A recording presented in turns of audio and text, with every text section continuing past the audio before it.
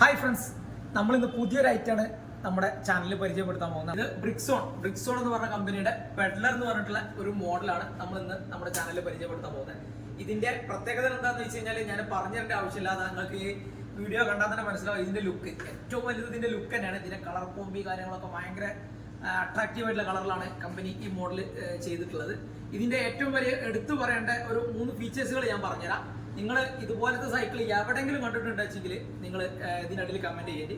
ഇതിന്റെ പ്രത്യേകത എന്താ വെച്ച് കഴിഞ്ഞാൽ ഒരു 3 വേറെ സൈക്കിളുകൾ അപേക്ഷിച്ച് 3 ഫീച്ചേഴ്സ് ഇതിന് കൂടുതൽ വരുന്നുണ്ട്.